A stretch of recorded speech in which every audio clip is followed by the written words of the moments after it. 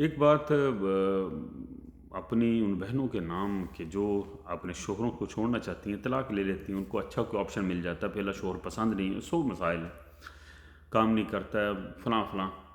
تو آپ شادی کریں، شوق سے کریں، لیکن کبھی بھی اپنی بیٹی کو ساتھ لے کر مت جائیں دوسرے شوہر کے آنگن میں جہاں پر اس نے پروان چڑھنا. اگر وہ 7-8 سال کی ہے تو 4-5 سال میں وہ جوان ہو جائے گی.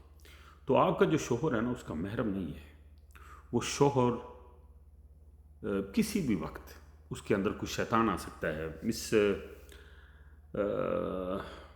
مس ہیپ ہو سکتا ہے وہاں پر. تو آپ اپنی بیٹی کو اپنے ساتھ لے کر قطن نہ جائیں.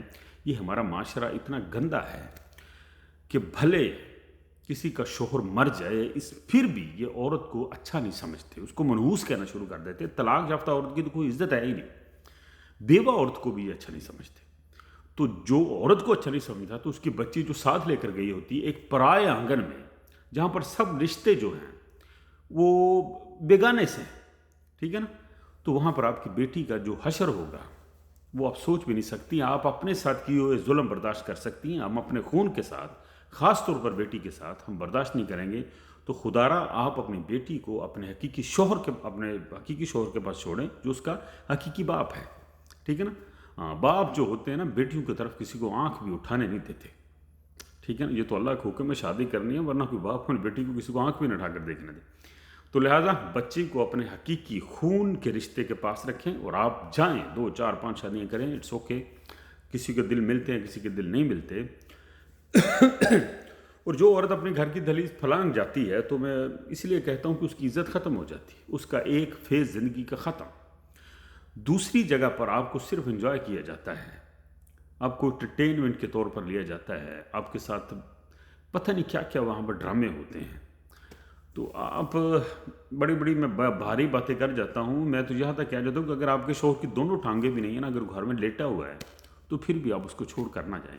جو عزت آپ کی اس گھر میں ہے وہ آپ کی کسی اپنے ماں کو بھی نہیں تاڑی کو تاڑی ماں بھی تاڑ تو آ جانی تاڑے پرا پر جائیں. ایون آپ کے جو بچے ہیں، اگر آپ اپنے بچوں کو ساتھ لے کر جاتی ہیں ایون ماں باپ کے پاس بھی، تو وہاں پر بھی تنگ ہو جاتے ہو. اگر آپ اپنے بچوں کو کسی بیگانے کے گھر میں لے کر جائیں گے تو سوچو اس کے ساتھ، آپ کے بچوں کے ساتھ کیا کیا جائے گا. منڈوں کا معاملہ تھوڑا سا اور ہوتا ہے، لیکن لڑکی بڑا ایک سینسٹیو رشتہ ہے. تو آپ اپنی بیٹی کو کبھی بھی اپنے ساتھ ضد کر کے نہ لے کے میں تو اپنی کڑی چھڈنی نہیں، میں تو اپنی کڑی اپنے کول رکھنی.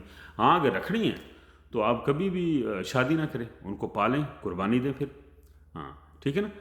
میں یہ کہا کرتا ہوں، مائیں بھی اپنی بیٹی کی طرف کسی کو دیکھنے نہیں دیتی. مائیں بھی بہت اپنی بیٹیوں سے محبت کرتی ہیں، باپ بھی کرتے ہیں. لیکن میں نہیں چاہتا کہ آپ کی بیٹیاں جب آپ دوسری شادی کریں تو وہ لوگوں کے ہاتھ کا کھلونا بن جائیں.